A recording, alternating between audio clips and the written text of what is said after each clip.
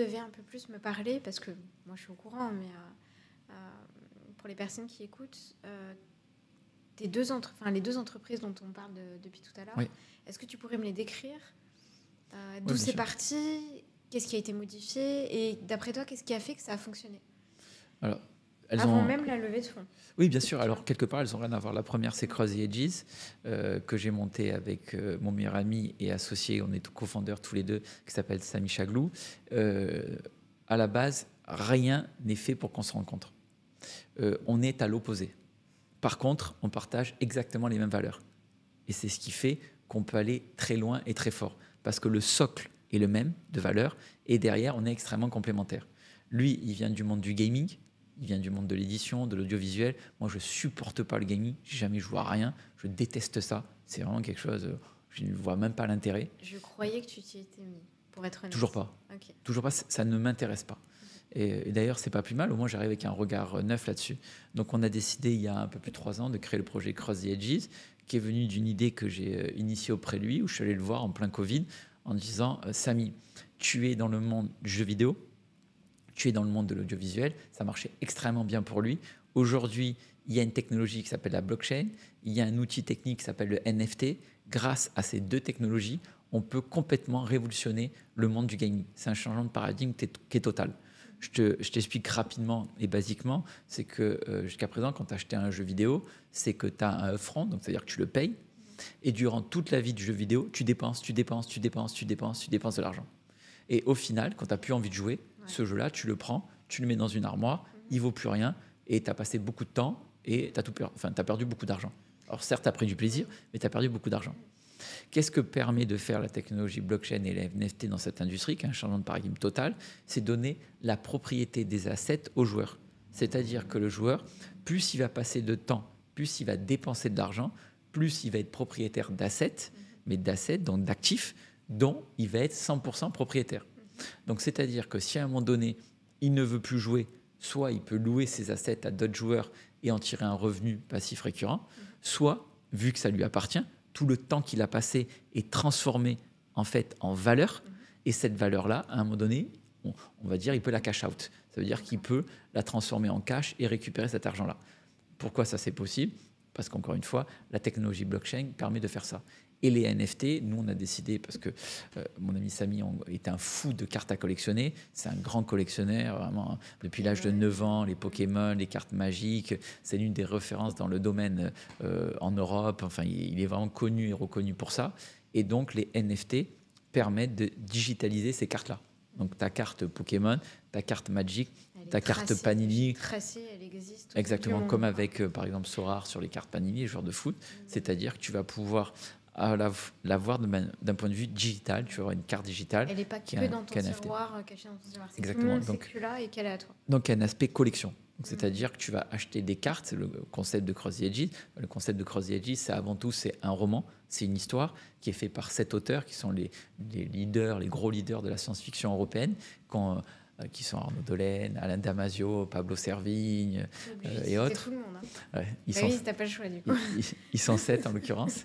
Et ces 7 personnes-là, pour la première fois, ont décidé de faire une œuvre collaborative. Parce qu'un écrivain, par essence, est très seul. Il crée son livre. Et là, ils ont offert la chance et le privilège de se mettre ensemble pour faire une œuvre collaborative qui est sur 7 ans.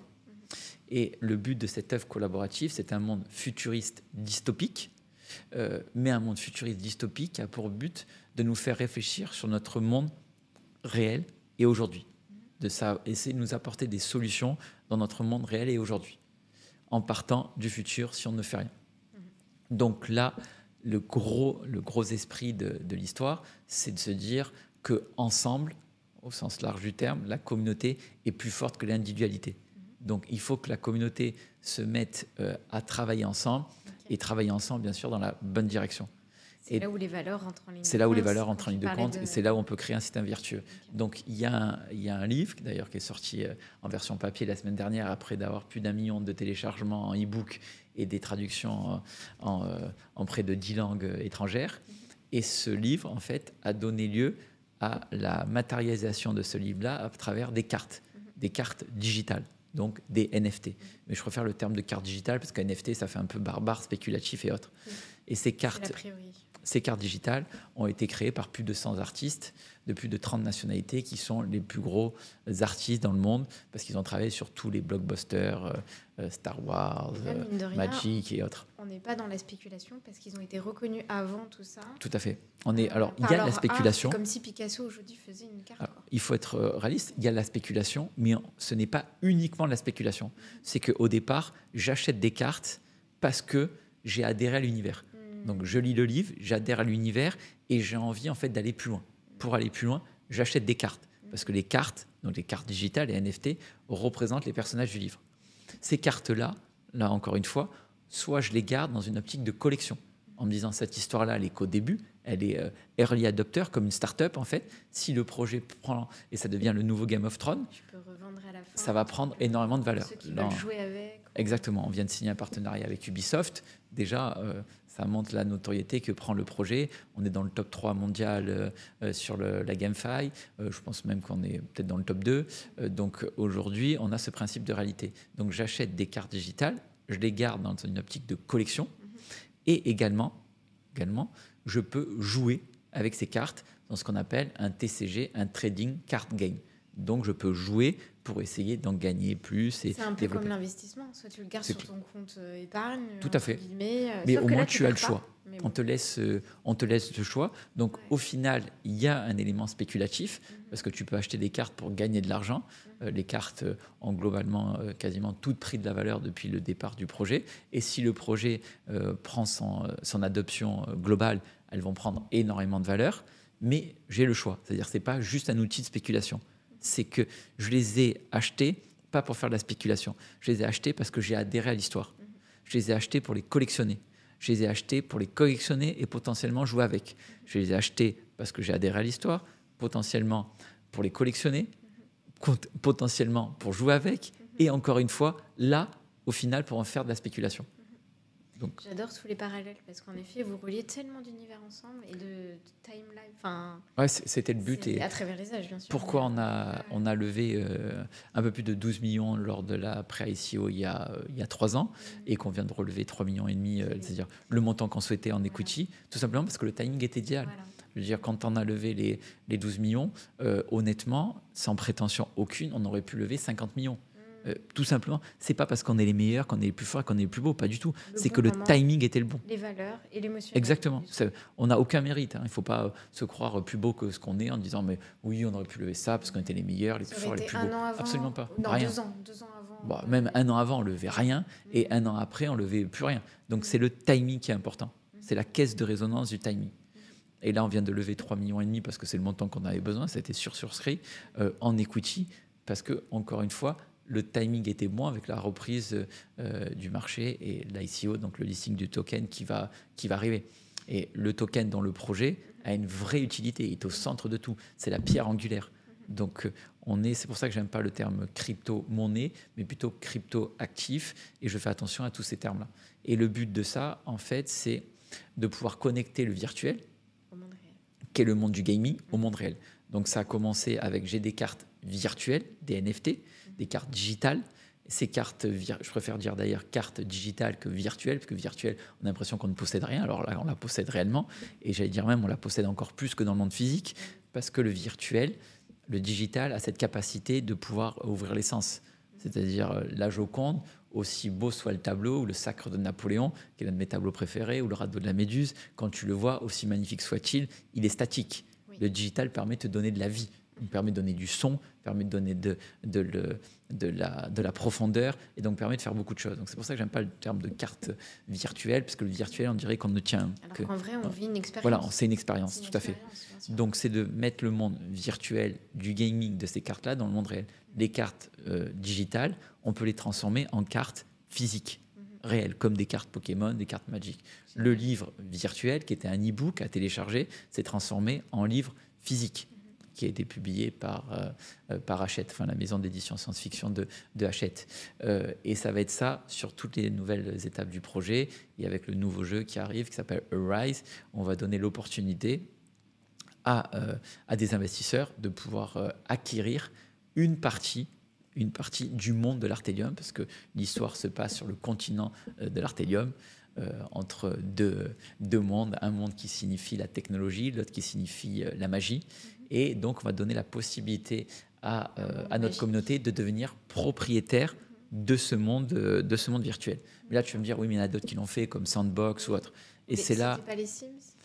Oui, dans le même esprit. Et c'est là où nous, on est allé plus loin, selon nous, que le métaverse. Que le métaverse, c'est un terme qui est très galvaudé, qui veut tout et rien dire. D'ailleurs, personne n'a vraiment la bonne définition. Oui, c'est Meta qui a lancé ça. Réalité parallèle, presque virtuelle et parallèle. Voilà, en tout cas, la genèse de ça, c'est le film Ready Player One. Et en fait, si on se rend compte de Ready Player One, il est où le personnage? Il est dans le monde réel. Et du monde réel, il va dans le monde virtuel qu'est le métaverse.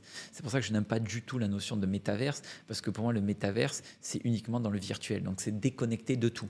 Or, moi, j'aime bien être sur les deux jambes. Donc, on a inventé, d'un point de vue marketing, un nouveau terme qui s'appelle reverse. Donc, reverse, pourquoi? Pour reality et miroir de réalité. C'est l'inverse de métaverse. Exactement. Le but, c'est de connecter le virtuel au réel. Donc, c'est-à-dire que dans le nouveau jeu, tu vas pouvoir acquérir sous forme de NFT, d'actifs digitaux, des terres du continent d'Artélium, mais concomitamment, tu vas être également propriétaire de terres réelles et physiques dans le monde réel. Et ces terres dans le monde réel vont être sur un business très particulier, qui est le business de l'énergie, et pas n'importe quelle énergie, le business de l'énergie décarbonée, parce qu'il y a derrière une société à mission, et le but, c'est d'avoir un modèle vertueux. Et donc, à la fois, quand tu vas jouer, tu vas participer dans le monde réel à favoriser la transition énergétique vers les énergies renouvelables. Comment ça se passe? Alors, parce ça, on que peut revenir. Beaucoup de personnes ont des a priori et se disent, bon, ok, crypto spéculatif et crypto égale beaucoup d'énergie, donc crypto égale pollution. Alors là, c'est surtout ça pour le Bitcoin, en fait. Oui. Où, en fait, les rapports de Greenpeace défoncent le Bitcoin en disant, c'est pas très compliqué, Bitcoin pollue, Bitcoin ne sert à rien, Bitcoin finance le terrorisme. Il faut regarder qui finance les rapports de Greenpeace. Et là, je laisse les gens qui nous écoutent le regarder et ils verront que c'est complètement biaisé. Alors tout d'abord, est-ce que Bitcoin pollue? C'est complètement n'importe quoi. Et je vais très rapidement te prendre ces trois éléments. Bitcoin consomme énormément d'énergie. Bitcoin est énergivore. Pourquoi? Parce que pour fonctionner, la blockchain Bitcoin a besoin dans son protocole, qui est le Proof of Work, de machines, des ordinateurs de calcul. Donc, ces ordinateurs de calcul, qu'on appelle des ASICs, permettent de résoudre des équations mathématiques qui sont le tiers de confiance. Et ces équations mathématiques permettent de faire fonctionner la blockchain. Donc, il y a des ordinateurs comme des data centers. En fait, une ferme de mining, une ferme de Bitcoin, comme on l'appelle, c'est rien de plus, rien de moins qu'un data center qui est dédié au calcul de la blockchain Bitcoin. Donc déjà, quand on dit « oui, mais c'est une ferme de mining », quoi. Non, c'est un data center. Déjà, donc c'est la même chose qu'un data center qu'on connaît, sauf que ce data center... Il est décrypte surtout. Alors, sauf que ce data center ne fonctionne qu'avec un type de machine qui sont des ASICs, et que ces ASICs-là sont sur le protocole SHA-256 qui permettent en fait de pouvoir résoudre des équations mathématiques, et quand ils trouvent la bonne équation, on va dire, ils sont récompensés, le protocole te donne des bitcoins. C'est ça le mining de Bitcoin. Donc, est-ce que le mining de Bitcoin est énergivore? Bien entendu. Il consomme beaucoup d'électricité. Maintenant, quand on regarde en comparaison l'électricité qu'il consomme, ce n'est strictement rien par rapport à n'importe quelle industrie. Oui, je l'avais dit, j'avais même marqué sur le site, on peut le retrouver d'ailleurs. Donc, c'est strictement rien par rapport à n'importe quelle industrie qui est consommatrice d'énergie. Alors, ça serait, même le rien serait beaucoup trop s'il ne servait à rien. Mais derrière, on va voir qu'il a une utilité. Donc déjà, Bitcoin n'est pas un actif qui pollue. Bitcoin consomme beaucoup d'énergie. Ça, c'est le premier point. Et on pourrait en parler pendant des heures si on referait un podcast là-dessus. Deuxièmement, c'est que Bitcoin, ce que les gens ont du mal à comprendre, et c'est tout à fait normal, je me mets à leur place, parce qu'on va les abreuver d'informations non vérifiées et avec un discours apparent qui est celui qu'on a bien envie d'entendre, surtout en Europe et surtout en France. Bitcoin, aujourd'hui, très clairement, finance la transition écologique. Pour une raison très simple, c'est que plus de 60% de l'énergie du Bitcoin vient de l'énergie renouvelable. C'est énorme à entendre. Astronomique. Quand tu m'as parlé de ça, je me suis assise. C'est astronomique, surtout pour une industrie qui a qui a juste un peu plus de 10 ans. Oui. Donc, c'est-à-dire qu'en 10 ans, cette industrie-là est devenue à 60% d'énergie renouvelable. Et pourquoi je dis que ça finance la transition énergétique? Tout simplement parce que le but, c'est de trouver toujours l'énergie la moins chère. Et pour trouver l'énergie la moins chère, il faut trouver les extra-capacités. Et les extra-capacités sont avant tout et surtout uniquement sur les énergies décarbonées. Donc le solaire, l'éolien, l'hydroélectrique et autres.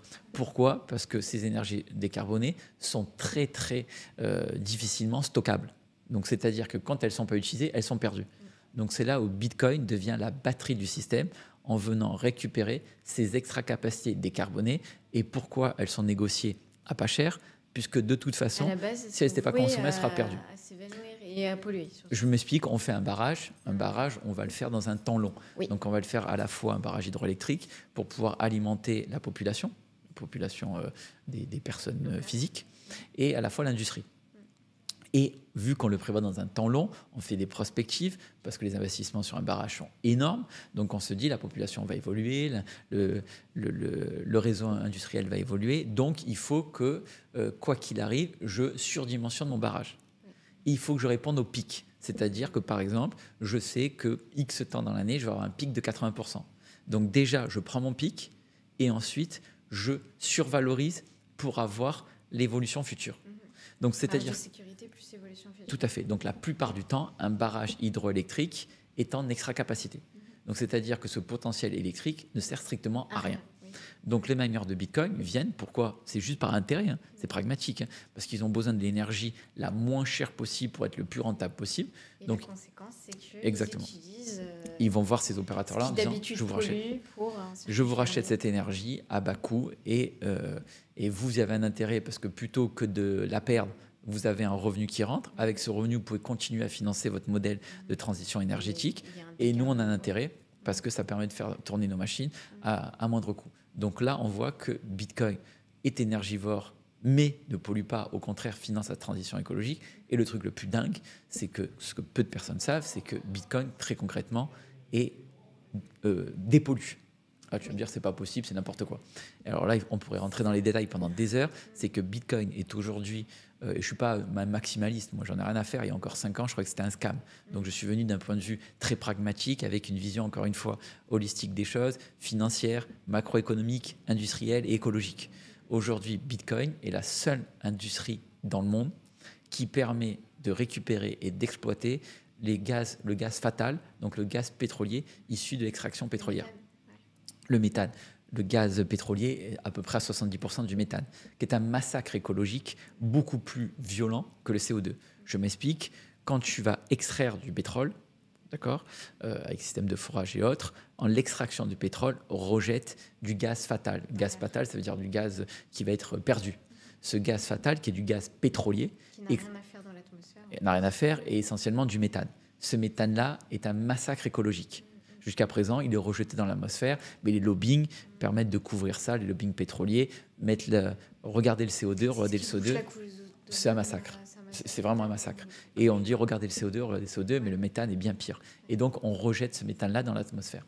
Qu'est-ce que permet de faire le mining de Bitcoin? C'est que, en fait, tu peux aller n'importe où sur des bases offshore pétrolières, en plein cœur du désert du North Dakota ou ailleurs, et récupérer ce gaz pétrolier, le faire passer dans des générateurs, voilà, c'est vieux comme le monde, hein. Donc de récupérer ces gaz, tu les fais passer dans des générateurs, tu en crées de l'électricité, et cette électricité-là, tu vas l'utiliser pour, en l'occurrence, pour miner du Bitcoin. Pourquoi? Parce que le mining du Bitcoin a l'avantage, c'est que tu peux le mettre, à partir du moment où tu as des conteneurs avec des machines, tu le mets partout dans le monde, et si ça s'arrête, tu peux l'arrêter et le reprendre comme tu veux.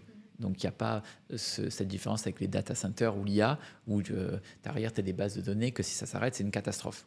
Et donc, aujourd'hui, c'est la seule... Et on peut regarder aujourd'hui, par exemple, une personne comme Daniel Batten, qui travaille sur ces sujets-là, qui est passionnante. Il y a des rapports aujourd'hui extrêmement poussés sur ce sujet-là, que je vous invite à regarder. On pourrait même mettre des liens, qui est aujourd'hui la seule façon industrielle à grande échelle de pouvoir résoudre le problème du méthane, c'est le mining de Bitcoin, pas le Bitcoin pour le Bitcoin. On n'a rien à faire. C'est parce que ça permet de récupérer ce gaz pétrolier, et en l'occurrence le méthane, le transformer en électricité et d'aller exploiter ça.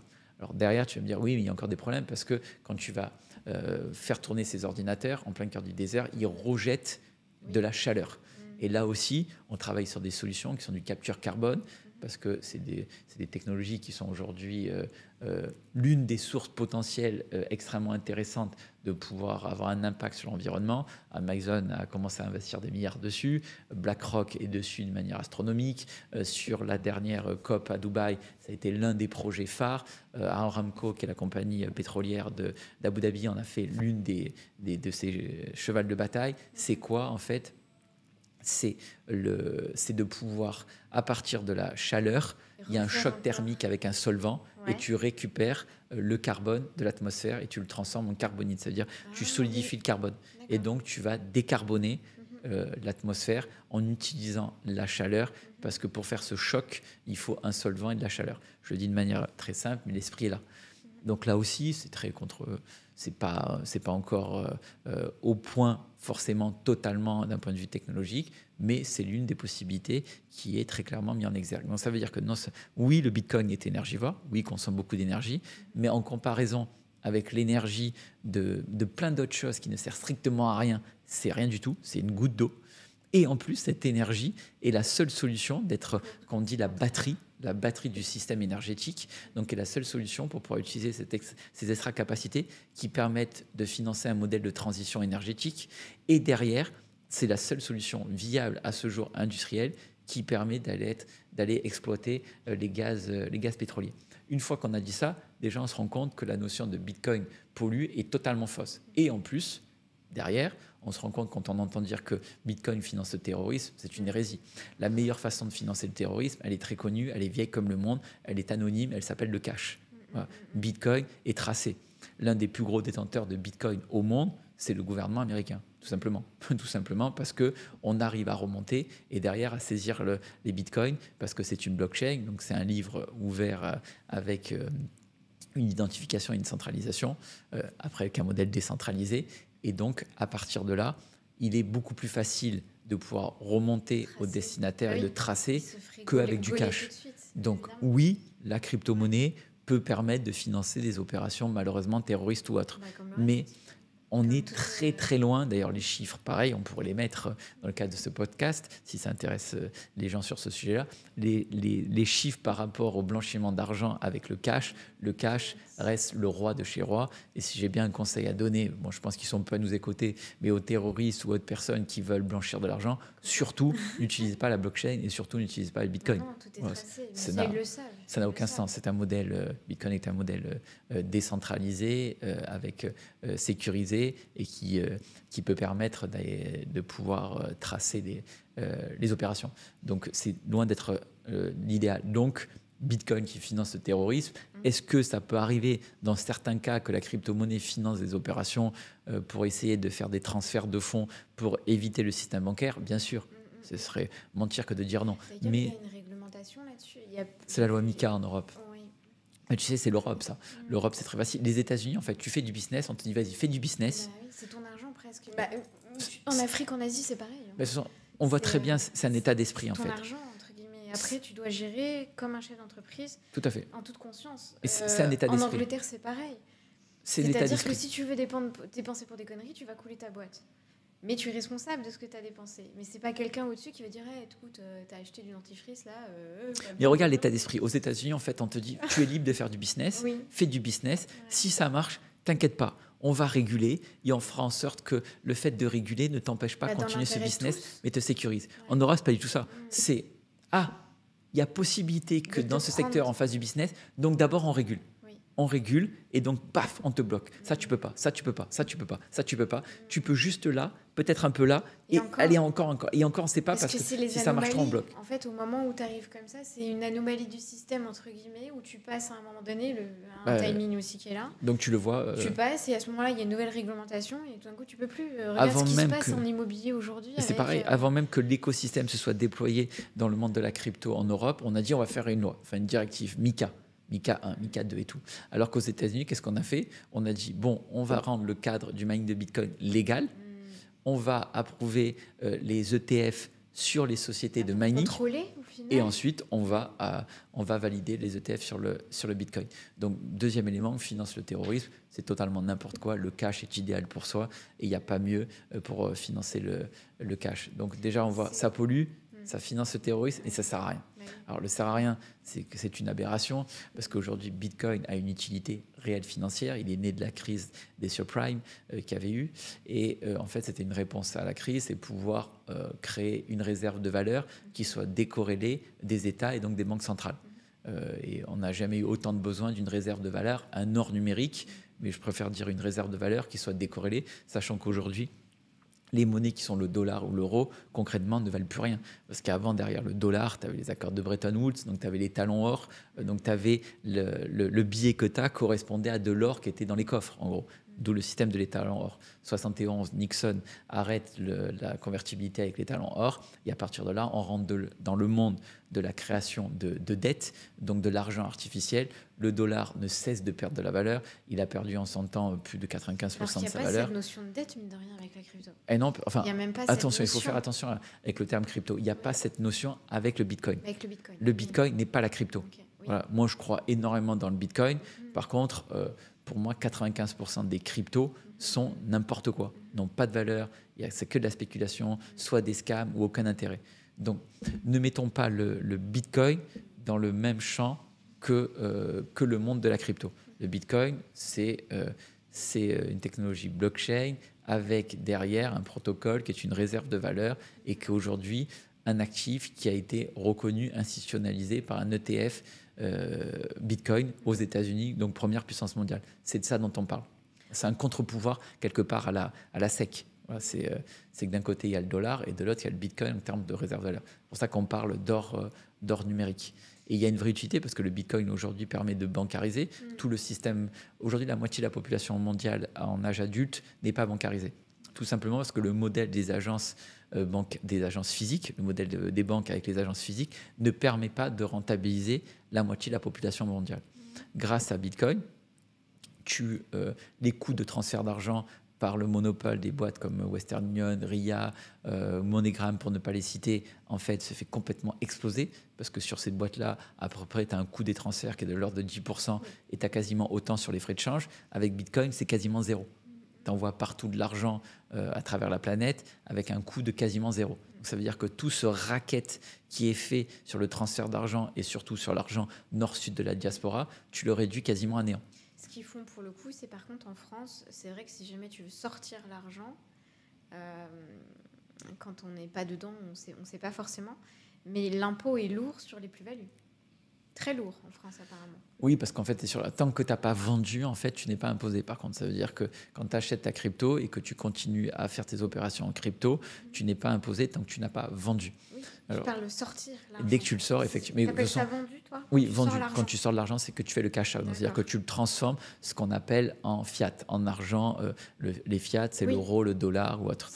De toute façon, tu sais, en France, tout est lourd en imposition.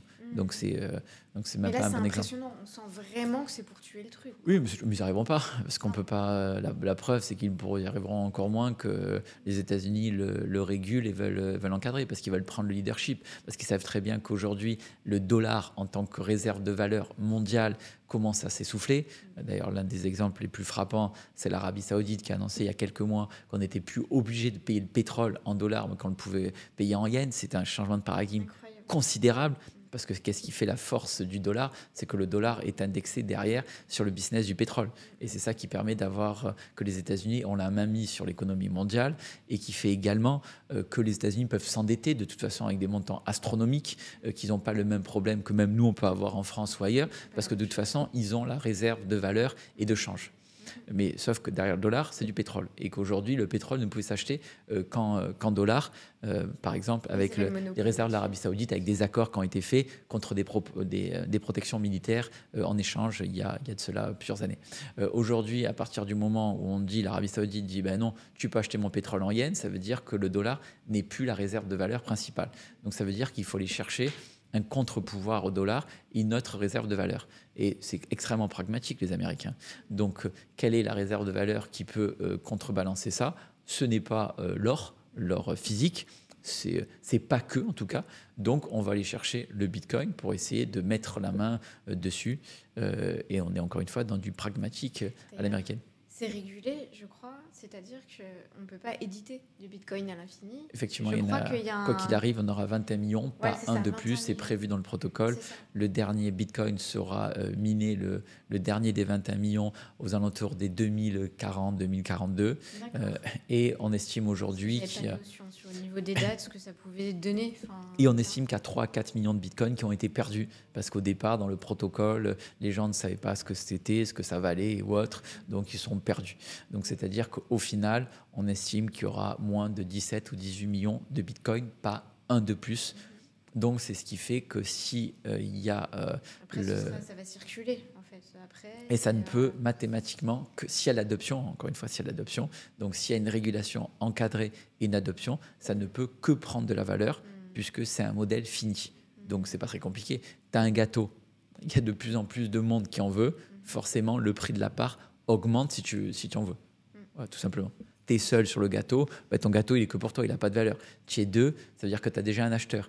Tu as X acheteurs, plus tu as d'acheteurs, et plus les parts vont prendre de la valeur, parce que c'est l'offre et la demande. Il y a beaucoup plus de demandes que d'offres. Donc on sait que l'offre est finie à 21 millions. Les derniers seront minés en 2040 et quelques. Et sur ces 21 millions, on sait qu'il y en a, encore une fois, 3-4 millions qui sont perdus. Comment ils ont fait pour calculer ça ? C'est dans le protocole, c'est-à-dire que dans le livrement, dans le white paper, qui a été développé par Satoshi Nakamoto, on ne sait pas si c'est une personne physique, c'est un groupe de personnes ou autre, et c'est ça qui fait que c'est un actif totalement décentralisé sur lequel on n'a pas la main. Il a été défini dès le départ, il y aura au maximum 21 millions de bitcoins, et grâce au protocole de mining, de proof of work, on sait que le dernier bitcoin sera miné à ce niveau-là.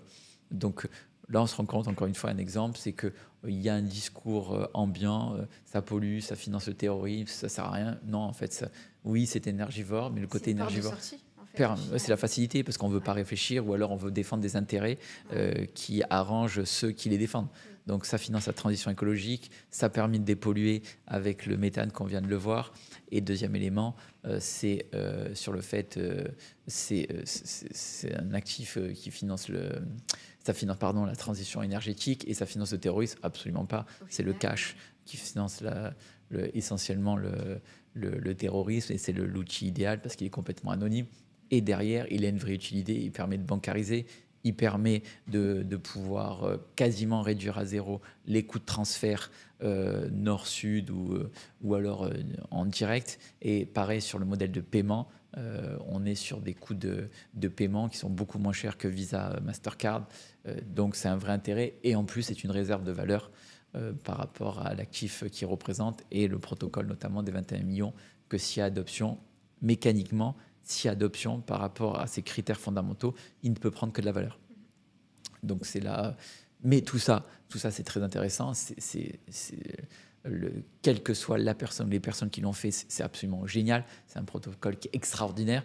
Mais le risque-rendement devient extrêmement intéressant à partir du moment où c'est régulé par la première puissance mondiale, et ça devient un actif institutionnalisé avec les ETF Bitcoin. Donc là, encore une fois, on est sur choisir le bon timing pour pouvoir soit de faire de la spéculation, ou là, si tu veux faire de la spéculation, depuis que ça existe, c'est-à-dire depuis plus de 10 ans, plus tu as acheté tôt, mieux c'était. Encore fallait-il le garder, parce que c'est bien beau d'avoir acheté tôt, mais là, on est toujours dans la création, de concrétiser la création de valeur. J'ai acheté en 2010 à quelques euros, mais si je les ai vendus x5, x10 à 10 euros, oui, j'ai fait x10. Et aujourd'hui, au moment où on parle, ça doit valoir 64 000 $. C'était le cas encore il y a une heure. Donc, le but, c'est de saisir l'opportunité, mais savoir la convertir.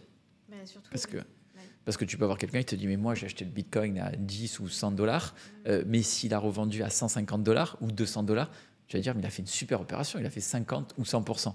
Mais non, le timing, c'est que cet actif-là, voilà, avec un potentiel asymétrique qui était monstrueux. Mais quand tu l'as acheté à 100 $, c'était dans un objet spéculatif.